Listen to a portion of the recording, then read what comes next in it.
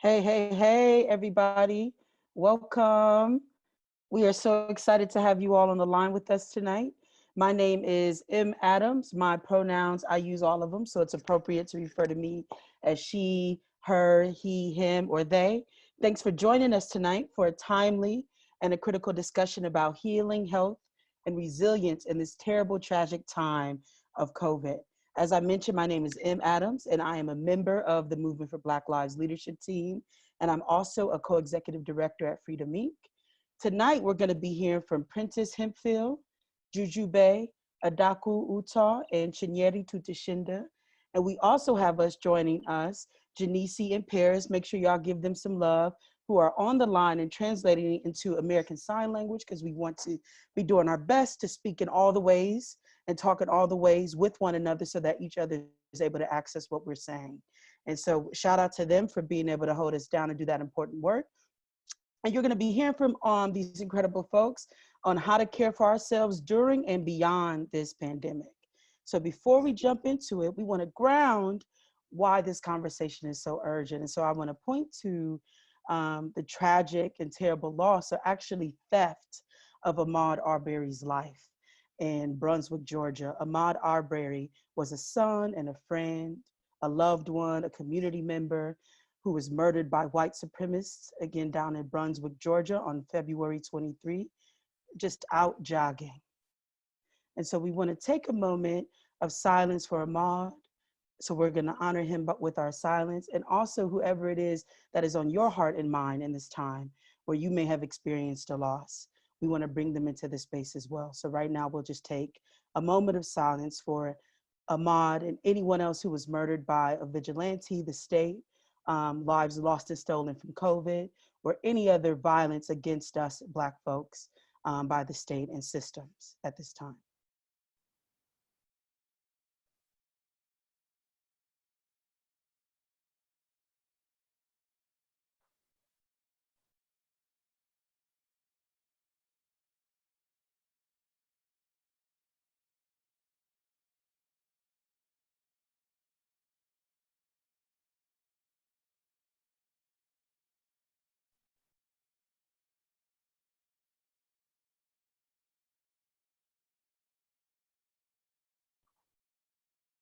Thank you. Thank you all for observing that moment of silence, for sending y'all's love and light to Ahmaud's family and loved ones, and also sending love and light to you all for whoever else may be on your heart and mind as we are grounding ourselves, and why it's urgent that we think about health and healing and resiliency at this time.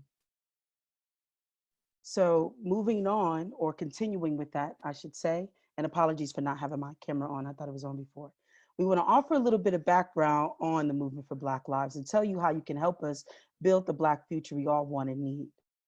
The Movement for Black Lives is an ecosystem of individuals and organizations creating a shared vision and policy agenda to win rights, resources, and dignity for Black people. Building on the legacy and strategies of past movements for Black liberation, M4BL is a political home for Black organizers, activists, and allies, and you. We create infrastructure that connects and trains the next generation of Black leaders while strengthening the organizations to which we belong. Today's panel is part of a series of national calls to build beloved community during and beyond COVID-19. Find information about forthcoming calls on our Instagram and Facebook pages. Our folks just dropped the links to our social media in the chat, so make sure you check that out. Throughout this call, our team will be sharing links and information with you all in that very same chat box. We have 3 requests for you tonight. So the first, the Movement for Black Lives and Black organizations across the country are demanding and fighting for what needs to be done right now to stop the spread and lasting harm of COVID-19. But we are also demanding a recovery that benefits everyday people, not just big corporations, and also supports our community so we don't end up being vulnerable again to another pandemic. We need you to join us in calling on congressional leadership to ensure that future action prioritizes our communities over corporations and pushes back against the use of militarization in our communities as a response to this crisis by signing our petition. Our team has just dropped that link in the chat box, so make sure you check it out and share it. Secondly, Black people and organizations across the country are developing mutual aid networks to support each other In the coming week, we will have a space on our website where you can go and search for aid or add any mutual aid networks you're organizing. For now, we just dropped a link in the chat box to Black mutual aid networks and opportunities. Lastly, we're building together, and we need all of us to make the changes that we want to see. So we need you to tell your people to get involved with us so we can grow the M4BL community. We need a bigger we, because with more of us, our reach grows and our impact grows, right? We want to be doing this together. So we just dropped some social media language and a link in the chat that you can share with your online networks. We also want to shout out M4BL's new staff. Shout out to Lumumba Bendele, who's the Director of Strategies, and shout out to Carissa Lewis, who's the National Field Director.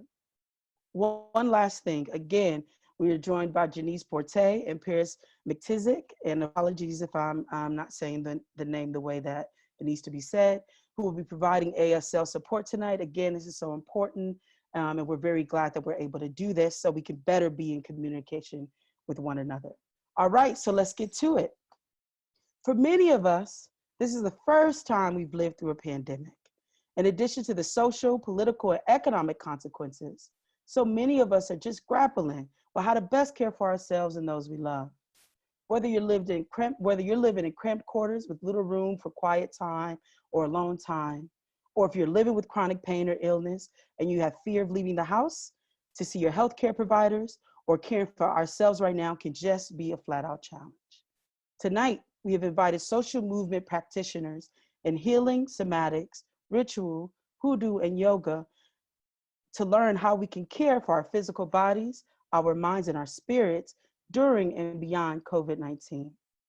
First, we're really, really lucky to have Prentice Hemphill join us tonight. So Prentice is a movement facilitator, a somatics teacher, and a practitioner, and works at the convergence of healing, collective transformation, and political organizing. Prentice was awarded the Buddhist Peace Fellowship Soma Award for community-inspired work with Buddhist thought. Prentice, thank you so much for joining us tonight. Can you offer the team some ideas of how we can stay present and centered during this uncertain time? Thank you, Em. I really appreciate that.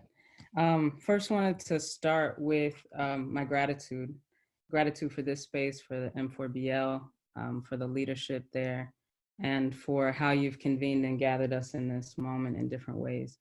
It's been really focusing and grounding for me also, in particular.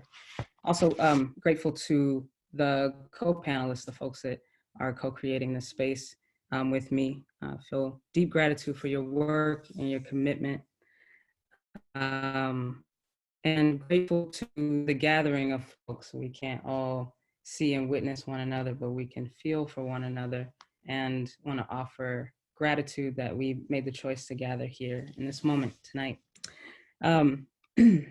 Also, before I start, I just want to offer some love and thank you, Em, for starting us off that way, but love to our folks, our family, our community who are currently battling COVID-19, the folks who are currently battling this illness. I know that many of us have community members or family members that are dealing with that right now, and if we could send our love and care and our attention in that direction. Also to our incarcerated family and folks who are currently not able to move about and are not able to seek the kind of shelter and safety that we should be able to seek in this moment. Also want to send love and care to care providers, healthcare providers, like my mother right now who's working a 12-hour night shift, taking care of patients. So want to send our love, care, and attention in that direction too.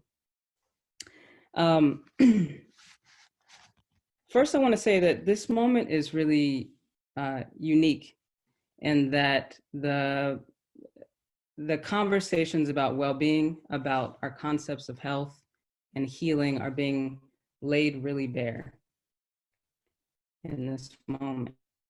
And alongside that, the way the historical force and pressure of generational trauma is landing on bodies, and Black bodies in particular, is really apparent in this moment. And one thing I say is that oppression is a lot of things. You know, we have definitions for what oppression is, but to me it is critically also the organization of trauma, the distribution of trauma to certain communities. And we are seeing how the state in particular can shape, create, and punish illness in our communities. So this moment is asking us to really be clear about our concepts of health, understanding how trauma gets reinforced in these moments, especially through the creation and distribution of wellness and illness. And we are also collectively trying to figure out how we face into unknown, how we be with unknown in ways that produce liberatory futures for ourselves and our folks. I really think that's the charge of the moment. My work is around embodiment, and I feel like that has a critical piece for how we do that work, this work of embodiment. The short of it is that I'm committed to creating spaces for us to find our way back home in our own bodies and beings. So figure out how we can be at home and anchored here, especially in moments where there's unknown or breakdown. How can you have a place here that you can return to? Also, the work of sensitizing us. How do we start to listen to the language of the body, which is sensation? How do we increase our listening to our own needs, wants, desires, and have that then shape the world that we want to create? Also, the work around embodiment is about how we heal from trauma, ultimately. How do we move ourselves, catch ourselves up in time? So how do we actually move through the things that have happened historically and in our lives and in our families and our communities, and allow ourselves to heal, to arrive in this moment in time? I think organizing has a lot to do with that. I think organizing is one of the ways that we engage in collective healing.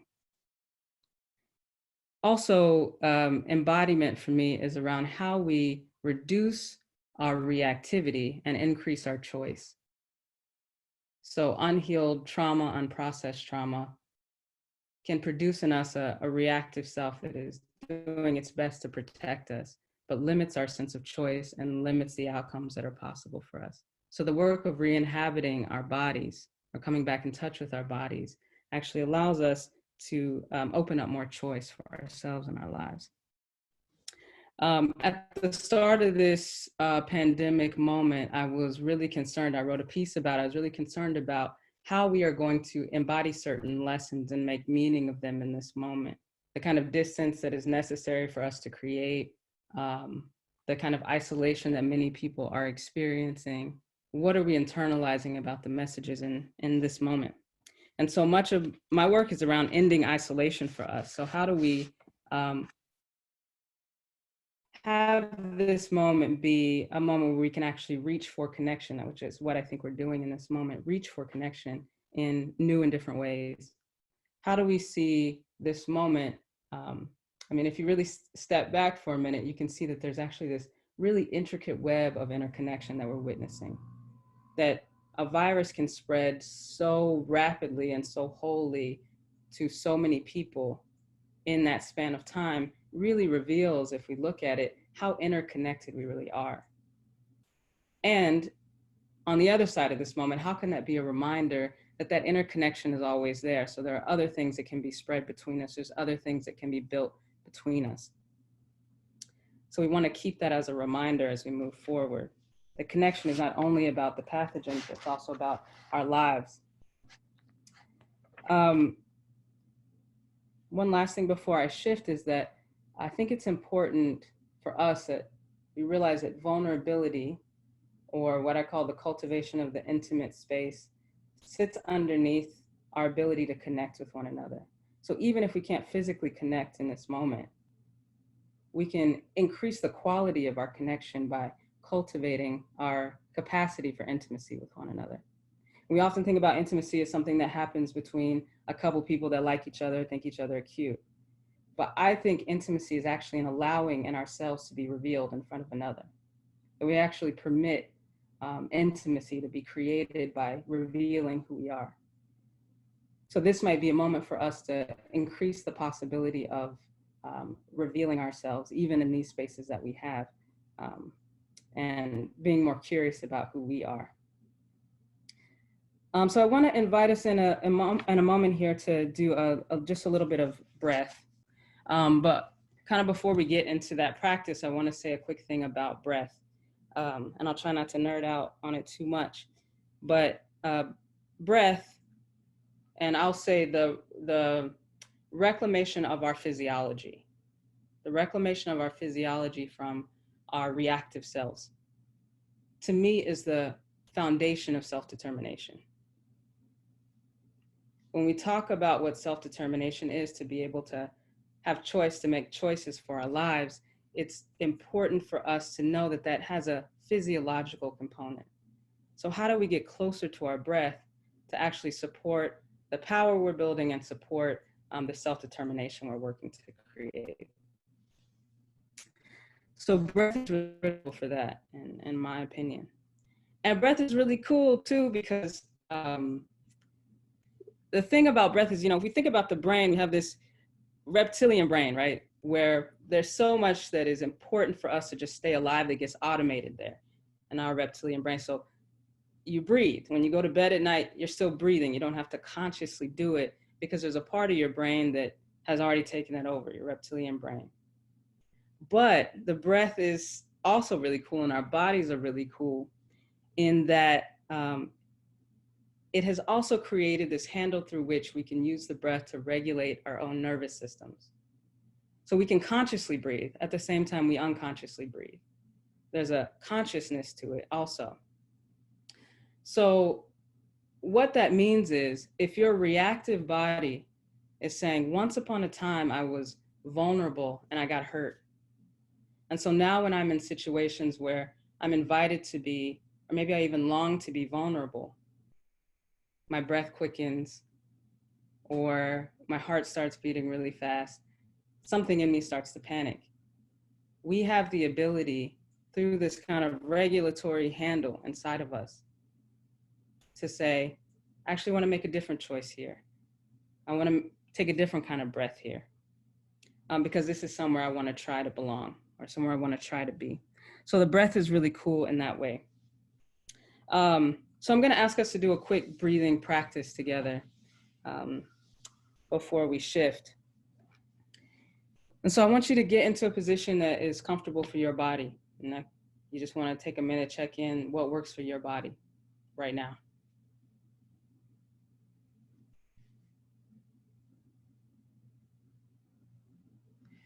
And we're gonna do this, we can often bring a mood, or at least I can, a mood of control to my body. Like, this is what you should do. You should be breathing this way. You should be doing this. I'm gonna invite us to bring curiosity instead of control in this moment.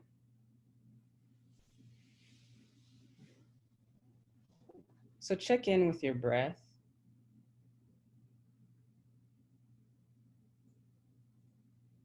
And just notice it, notice the quality of it.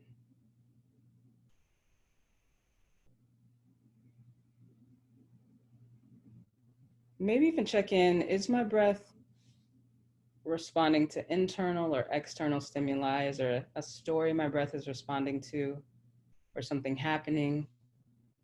Just notice.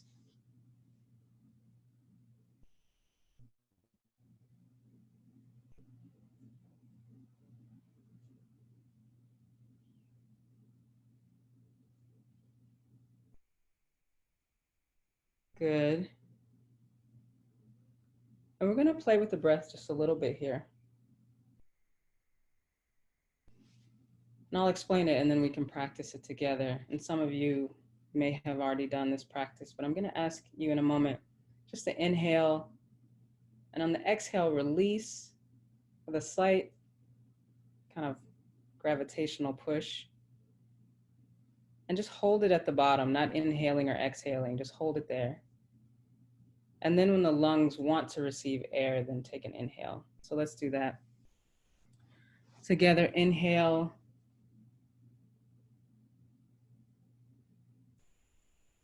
Exhale, release.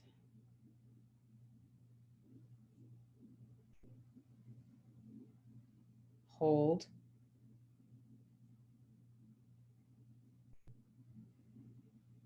and inhale when your body's ready. Again, inhale, exhale, release, and really let it drop.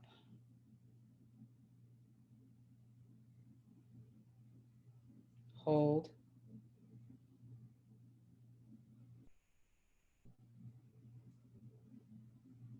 Inhale.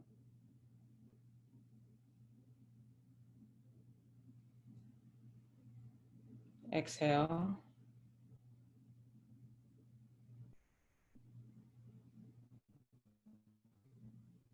Hold. And on this last one, inhale. Exhale. Hold.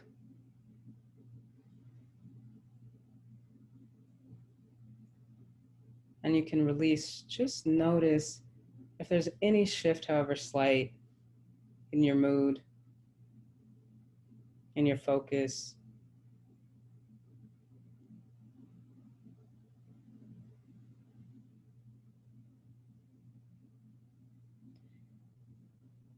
And just want to invite you to practice that at your own pace or at your own time or throughout this webinar. And letting that be sort of an invitation into cultivating that intimate space and also that anchor that I talked about inside of you. And the breath is really can help anchor us inside of ourselves. So I want to thank you all for the practice, and I want to pass it back to Em. Thank you so much for that, Princess. I definitely have taken quite a bit of notes here. So thank you again so much for that. So now we're going to go to, we're very honored to have Juju Bay join us. Juju Bay is a spiritual advisor, a medium, a hoodoo practitioner, and an artist. She believes liberation is attainable with the support of our ancestors. I know that's right. Leading the way. Juju Bay is an advocate for Black folks returning to our ancestral ways of living, thriving, and being in community through herbs with spirit and gathered together. She is the host of a Little Juju podcast, which we just dropped in the link. We just dropped the link rather in the chat. Juju, teach us what we need to know about hoodoo and our ancestral ways of being. Oh, thank you. I appreciate that. I felt like the energy and the love with that. Thank you. And hi, everybody. Yes, my name is Juju. I know some people know me as Sam, so either way, I go by both. And thank you, Princess, so much for your words. They spoke to me a lot. I found myself tearing up at different moments, so I'm bringing you emotional today, but that's just the vibe. So that's what I'm bringing that today. Yeah, so I practice hoodoo. Hoodoo is a tradition sort of rooted in West and Central African ideas and rituals, but it was created in the United States. It was created primarily in the South from our ancestors, or those of us who are descended from those who were chattel slavery. We're a part of chattel slavery. And it was them sort of taking these ideas, these concepts, and using the power of spirits, connection to spirits, connections to herbs and roots to be able to create and manifest the life that they wanted, but also to protect themselves. And I mean, obviously, in the midst of chattel slavery, there is a lot of turmoil, trauma. And so hoodoo practices were ones that were sort of tapped into from our ancestors to be able to keep themselves safe, to be able to, poison a slave master, to be able to, call on an ancestor potentially before them who was able to get free, and how to use that spirit and embody that spirit to get free now. And so that's sort of my work and what I talk about in the podcast. So if you are interested in that and delving more into that, we can do that through the link. So basically it's what I practice, hoodoo and also some other African traditional religions, is really about connections to our ancestors. I'm gonna try, actually, no, I'm not gonna try not to get woo-woo because I am woo-woo, but within the woo-woo is just some facts. Like, we come from people a whole bunch of people, and some of them dead, and all them people came together and they had us. And so we are the compilation of all these bodies, of all these ideas, of all these people who had a bunch of different experiences. And my work is to tap into that, to be able to figure out, okay, so what I know, I come from some people who knew how to fight. I knew I came from some people who were able to create worlds and dream and imagine. How can I learn from them? And so you can do that in a lot of different ways. One of them is to just create some time in your life to just be still and just sit down for a second. And it could look like meditation and literally asking my honorable and, benevolent, or maybe not benevolent, maybe the ones that turned up, ancestors, to come to me and give me a download, give me some information, teach me what it is that you all did and how I can take that and maybe transform it a little bit to fit the grid that we're in now. So you can set up an altar. I know lots of folks are, or I have heard of, altars. A lot of people are talking about altars. It can be as simple as putting out a glass of water and a candle, and that can be your altar. It doesn't have to have pictures. It doesn't have to have all this stuff. Those things come eventually. Most likely they will come in the decorations and everything. But put you out a glass of water and a candle, and find some time to be still and ask your people what they got to say. It can also look like learning about, if you are a herb person or a root person, doing some research around, okay, what can this plant be used for? Is this an edible plant? Maybe I'll go outside and see that there's a lot of dandelions. Dandelion is an edible weed.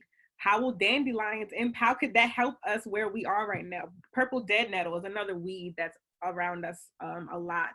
How can I use purple dead nettle? Also something that is edible. So it's really about looking to the lands and looking to the things that we are connected to, meaning our people, to be able to get some answers. So I pulled a few cards right before we started while Fresco was playing music. And I just want to talk about what Spirit want me to talk about. So the first thing that I pulled was Two of Hearts. So during this moment that we're in, pretty much a lot of the things that Prentice was saying, specifically about reaching for connection to others, sort of revealing who we are and that intimacy. A lot of that is just energy that's going to come up for us right now. And it is about the community. And it's also about this double of ourselves. Like, how are we being intimate with ourselves?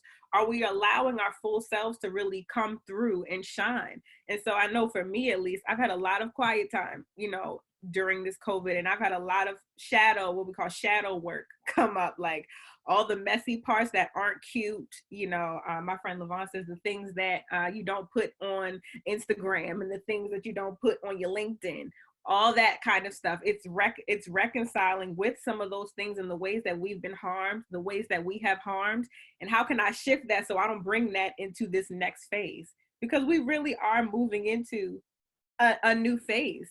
And because I believe in traditions where, besides the day you're born and the day you're supposed to die, anything else can change. Anything else is up for manipulation. And so I think a lot of people on this call probably believe that too. We don't like what we're in now. And so what can we do to change and manipulate it? Because it does not have to be how it is now. But there's some things we're going to have to reckon, with ourselves and with the people around us to be able to get clear. The next thing Spirit's talking about, I'm not surprised, is our mental health. So one thing in Hoodoo, this we need to be prioritizing that. I know people say it all the time. I want to give you like a tool that we use. It's called a white bath. A white bath is something that our ancestors and people now too use to literally put on their heads in the shower, usually to be able to calm our headspace, to bring peace to our bodies, to bring peace to our head. This is actually juju in your head for some peace. How do you make a white bath? I think I sent a link. Oh, cool.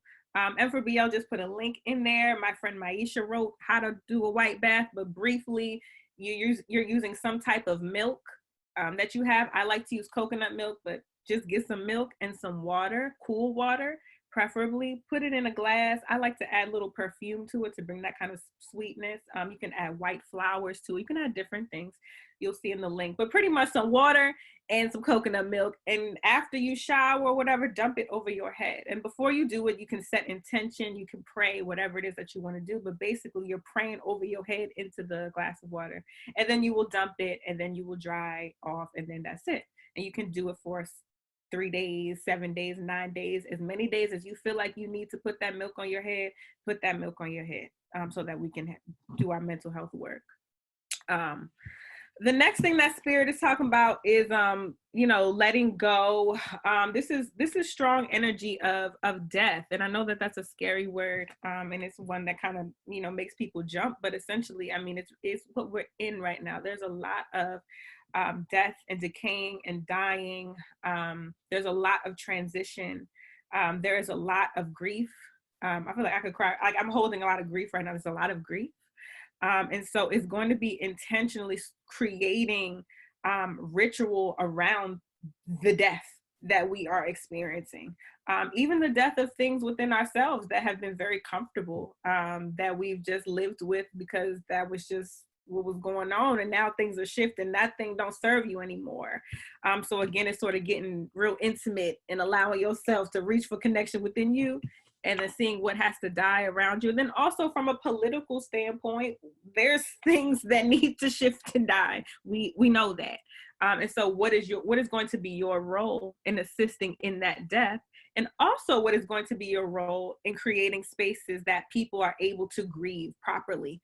Because we know our death rituals have shifted, and the death rituals are very important historically for Black folks, whether we was, you on a second line in New Orleans, or you're just going to a funeral, but you got to go eat first, you got to go to the wake, we got to sing, we got to cry. We have all these things. So what are we going to do? What can we do now that we're social distancing, but also creating ritual for ourselves to be able to grieve? So me, a crier, is saying, please cry, please let things out of your body and let it go and let the salt wash it away. Ain't nothing wrong with that. I don't even know where I am on time. Am I done? I'm just running my mouth. Thank you, Juju. I mean, I'm over here taking notes. I'm like, ancestral download, milk bath. The cards is telling us things got to die. I mean, I'm over here getting my lesson on, so I could hear you go all day. And the chats is saying, teach, take your time. So we with you. We very much appreciate your offering, and including Prentice's wisdom earlier. I'm like, reveal myself. I just got so much over here that I'm vibing with. So yeah, we could let y'all go all day. But right now we're going to swing it to Chinyere Tutashinda, which is one of M4BL's very own. Whoop, whoop. Chinyere is a yoga teacher and a direct action trainer.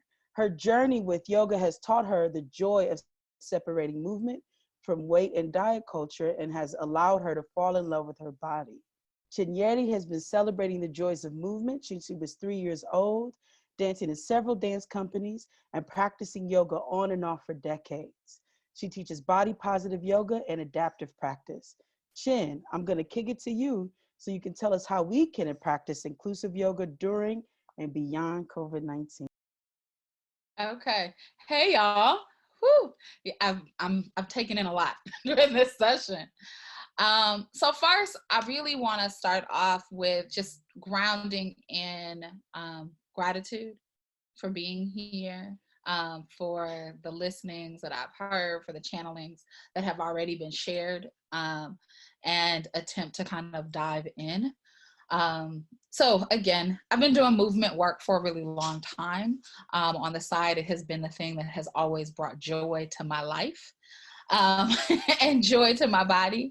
And I think one of the reasons why I kind of dove more into yoga is because looking for all around a way to bring in movement into a spiritual practice, right? And very simply, yoga is just that. It is a spiritual practice, right? Very often what we hear and talk about, and people mention yoga, they're talking about the postures. They're talking about asanas. And I want us to kind of step out of that first to be able to really think about how are we coming home to ourselves. A lot of what Prentice mentioned and talked about earlier are some of the same things that yoga continues to ground me in, and I would love to like introduce to folks, right? And then, and as I go deeper into that, I want to step back to just talk about just movement when we're talking about resiliency before I dig into yoga and asana, that like as Black people, we are a moving people, right? Our bodies dance, move to the beat of drums, and have for centuries. And it has always been a way that we have used to grieve, to move, to find peace, to find home, to find God, to find ourselves. And I want to offer that as one of the many practices that we can be talking about, is how we continue to move our bodies for love, for joy, and in that. And very often in the Western culture that we live in, movement is so tied to diet. It's so tied to you move in order to change how you look or to control your body, but not to express your body. And I think it's so important that we separate those two on a real visceral level, because we can lose ourselves if we continue to just end up in that cycle of the only time we move is when we exercise or when we're at a club for somebody else's pleasure.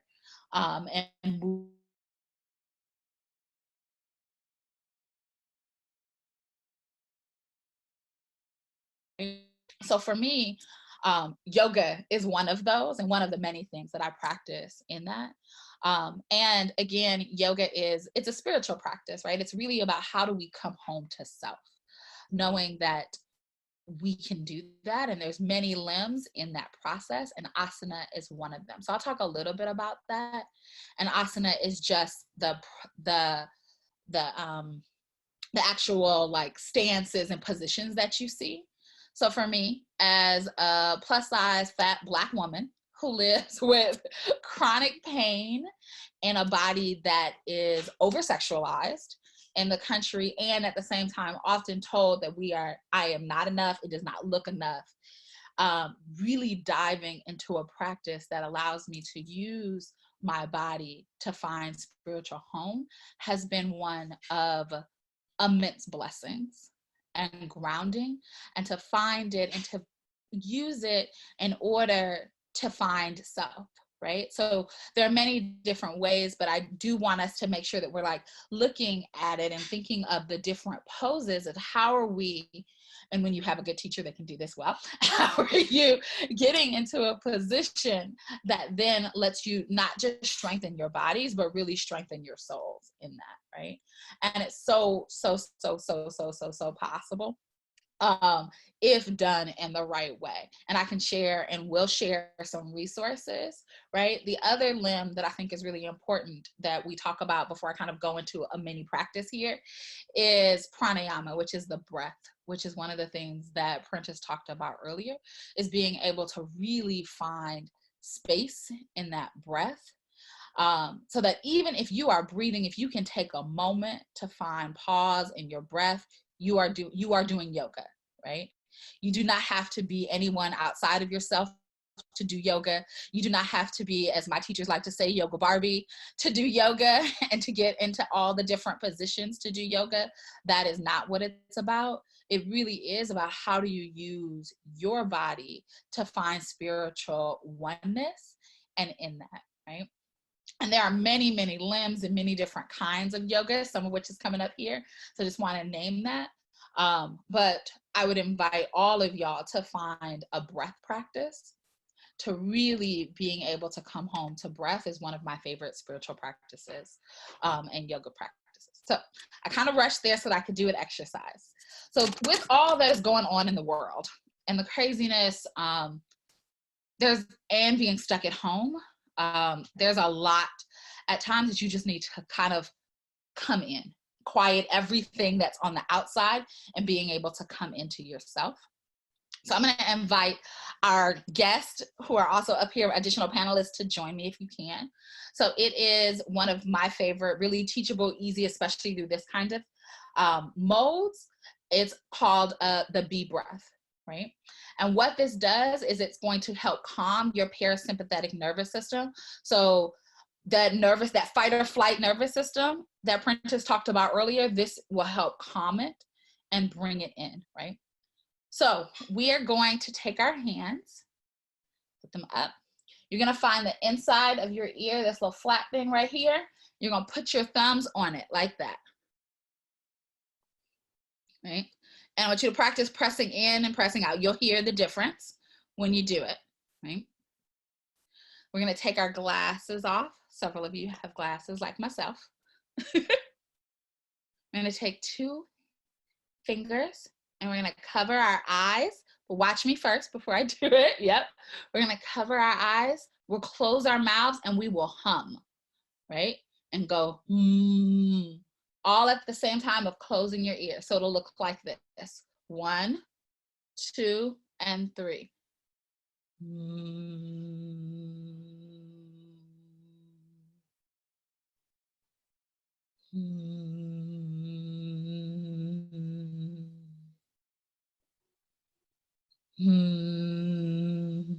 Now I invite you to do it a few more times. And in order to come out, first open your ears and let the sound back in. You can remove your hands, but keep your eyes closed. Start letting the light flush in, and then open your eyes, right? And we want to slowly kind of let our senses be reemerged, but it's one of the very few ways that we can close off all of our senses to be able to kind of come into self, calm your nervous system down when there's so much going on in the world, and be able to really come into the inside. So I have some handouts that I'll put in the link that will get sent out to everyone. And there's a couple of tools that we can use and to utilize like that. But in this moment when, if you have children at home, if you have loved ones calling you, work has not slowed down, you might have more, you might not be working at all and be really stressed. You might be one of the people who are working at grocery stores or out there as healthcare workers, and there's so much and we're in such scary times. I just wanted to make sure to give a gift around how we can come into ourselves, calm for a moment, be with ourselves and shut the world out when so often oppression, white supremacy, all the things hang on us so hard and we can't do that, right? We don't have the luxury, it's like now, to go on retreats. You can't sit on a beach. You can't do any of maybe the tools that you would have used to be able to soothe yourself. But I offer and invite y'all to use the breath, to use this as some of those self-soothing tools that we can really use and need in this moment, as well as movement and being able to find peace in moving our bodies without changing our bodies, and in moving our bodies while really finding home in a place that sometimes does not feel like home and has been ripped from us, but is where we are and is the only place where we can be. So, thank y'all. I'll pass it back, Em. Thank you. I'm going to be doing that tonight with my children.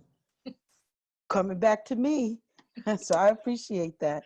Thank you so much more given to us. This call has been just such a gift so far. So next up, we have Adaku Uta, hailing from Nigeria. Shout out. Adaku is a teacher, organizer, healer, and ritual artist committed to cultivating movements that are strategic, sustainable, and mutually nourishing. She is the co-founder and co-director of Harriet's Apothecary, the interim organizing director at the National Network of Abortion Funds. Shout out. Adaku, thank you for joining us. We're going to kick it to you to talk about recipes, remedies, and resources in these COVID times. Thank you so much, Em. And I'm going to say Igbo Kwenu to my fellow Igbo folks out here in these virtual streets. And shout out to all of the panelists and all the wisdom that you've offered. I want to offer and share some reverence before I share some practices with each of you. First, just want to give thanks to the ancestors that you all come from, who have learned and practiced and taught so many of us how to survive in these times. And I hope that the healing that we do and the health that we're connected to also supports their own healing and the healing of 7 generations that are to come. So, other thing I want to honor is there is so much that's being thrown at us right now around what to do around wellness, even on this call. And your body is wise and is the teacher and is the healer. Part of part of the way that the medical industrial complex works is by robbing us of our choice and our self-determination. And part of one of the ways that we can restore that with ourselves is to choose what we accept, what we decide to practice, and who we decide to be connected to. And so with all these practices that have been shared today or have been shared across your timelines, your social media, with your therapists, I want to invite folks to just notice which of these practices bring you joy, bring you tenderness, bring you connection, support your body in relaxing. And moving towards those ones that allow for you to be more of yourself. I want to honor and affirm our feelings. There's so much telling us out there, in particular capitalism, the medical industrial complex, ableism, fat phobia, that's impacting the ways that we feel right now. And I want to honor the rage, the anger that we feel from a loss of safety, the loneliness that we feel from not seeing folks that we love, the uncertainty inside of our loverships and our friendships, the disorientation that we feel from having to adapt again and again and again. I want to honor that some of us are feeling shame because of the ways capitalism is defining how we produce, overproduce, underproduce. And I want to honor resentment right now too, with the ways in which labor is not being equitable in our workplaces. And I want to honor the mourning of the life that we thought that we would have in 2020. And for my folks who have family and friends and community in other parts of the world outside of the US context, I just want to honor how much we miss our people. My dad lives in Nigeria right now. And if something happened to him, I would not be able to see him. And so I honor those folks who are not within the context of the US and all the ways that we are making connections with what we have. Octavia Butler always, shout out to Octavia Butler, who teaches us that we are change, and it's part of how we are gods in this time and always. And so because our bodies are consistently shifting and changing, what we need to support our wellness and our care right now will shift in the summer, will shift in the fall, will shift in the winter. And I'm offering that because I want to just keep inviting folks to be with you in a way that feels really compassionate and spacious and allows for all of this adaptation with time, with seasons, with people that really impacts the ways that we're able to tend to our own care. And in all of that change, we get to choose. So in our work with Harriet's Apothecary, we lift up and honor the legacy of Harriet Tubman. And we've been learning so much from her these days. And there are 3 questions that we've been moving with in our collective to guide us in this moment. One is, what is our North Star? So we know that Harriet Tubman was deeply committed to the liberation of Black people and also used her capacity as a witch, as a healer, her relationship with plants to guide her practice in abolition and in building systems and practices and cultures that supported Black people in thriving. And so for you, what is your North Star? Whether it is a particular group of people that you are working with right now, whether it's an ancestral mantra that you have been holding onto since you were 5, whether it is an organizing mandate that you have with your folks right now. We also know that Harriet, in that journey from north to south and south to north, did not leave folks behind. I mean, sometimes she left and she was like, I'm gonna see y'all in a little bit. But she's been such a guide and teacher for us around, as we shape communities and shape spaces, how do we make sure that our people are not being left behind? And also parts of ourselves are not being left behind. And the flip side of that question too is who do we need to bring closer, either for the sake of connection, but also for the sake of being in right relationship with one another.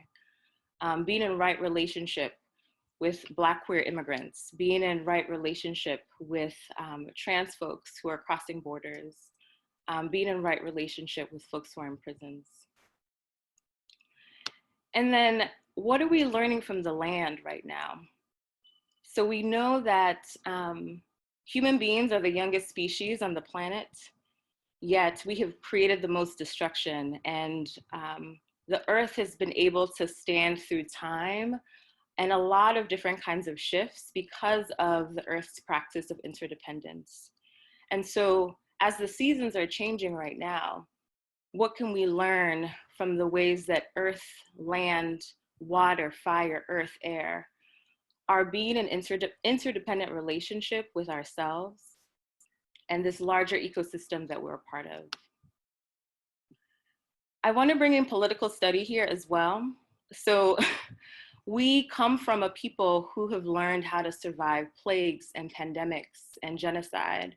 And so who is an ancestor, whether it's an ancestor that's connected to your blood and your lineage, or someone you're inspired by who you can study with, who can teach you how to cultivate mutual aid networks. I want to shout out the Free African Society in 1782 in Philadelphia, who created one of the first mutual aid networks in Philadelphia. We have Prince, we have Frantz Fanon, we have our great-great-great-grandmothers who cultivated recipes in our kitchens or in the bush to figure out ways for our folks to survive. I've been having a lot of conversations with elders in my life, particularly Igbo elders, like my mom and dad who survived the Biafran War, to learn how did they survive? What did they do? What did they create? So I want to offer a practice now, and actually pulling from, Chin mentioned this earlier, the drum. So our people, African diasporic people, have used drums for centuries to cultivate sound, ritual practices that support our people in easing anxiety, in grieving, in building up the immune system, in moving through chronic pain. Whether it's the act of drumming or even the sound, the rhythmic patterns of the drums. There's tons of research, and we also know how we feel when we hear drums. Drums have long-standing been a source, a tool, a bridge between the present, the past, and the future. So folks can bring their hands, their palms together, and bring your palms to kiss. We're just gonna create some energy in our palms to bring some attention in here. Good, and then we're gonna go ahead and place our hands on our heart. You can place both hands, or you can place one hand on your heart. And you are gonna find a rhythmic pattern that aligns with your body right now. So it could be one beat drum. It could be two. It could be three. So choose a rhythmic pattern, a drum beat that lightly touches on your heart space. And we're gonna take a moment here to take in the rhythm of this drum beat. And as we do that, offer gratitude to what our heart has given us. So in your own time, in your own pace, you can go as fast or as slow as you desire and find that beat.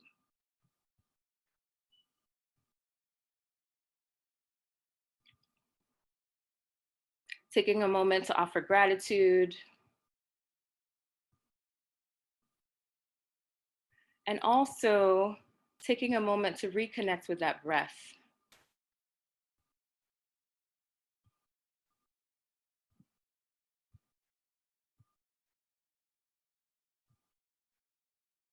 Beautiful.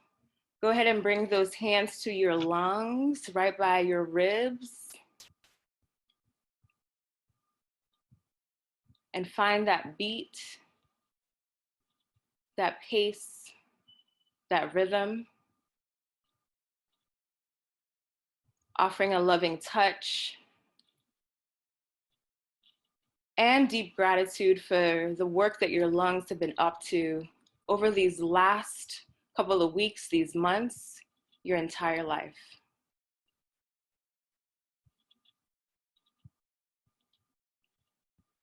And one more, let's bring our hands, actually the tips of our hands, to our throats. And just offering a rhythmic beat here, gentle, kind, soft, to your throat. Offering gratitude to the ways that you are being courageous with your voice, all that you're sharing right now, and all that you're holding sacred.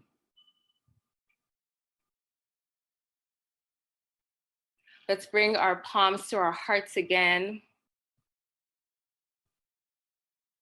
And in your next breath, think of someone who you love in this time.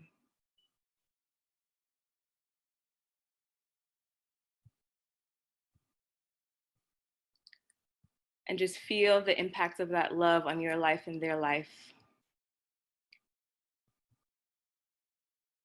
And in your next breath, think of someone who loves you, who's organizing, who's healing, whose creativity and imagination make your own life possible.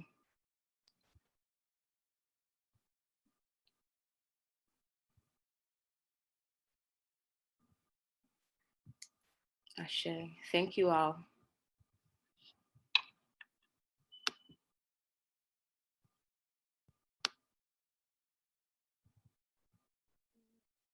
Whew, thank you. Thank you. I am still in that place. So many gifts there. And your words about who we come from, people who have already survived this, and so much more is really inspiring to me.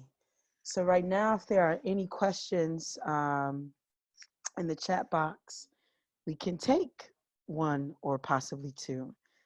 But it looks like there's just a lot of love and gratitude, which is beautiful too. Yeah. Look at that. People are being brought to tears. People are saying thank you, ashe, breathing, immense gratitude, some more ashe, amazing, crying. Heart is so open, clapping and shouting. Needed this today. So much wisdom in our culture, life altering experiences. Love, love, love. Thank you, everyone.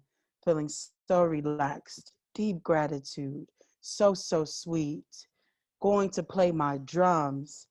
This made me realize how much grief is in the body. Thank you for revealing that. Black love, family. My tears have been stuck. Thank you for releasing them. We are healers. Thank you so much, everyone. This was recentering, so necessary for me in this moment. So necessary. Immense gratitude. Heart, heart, heart. Thank you for guiding this movement. I am moving my body. It was stuck. Release. Thank you. Can we do this again? Portals, portals, portals. Thank you. I love you. Much love all. Ashe, that was beautiful. Needed more of this. Yes, again. This world needs affirmation and reminder.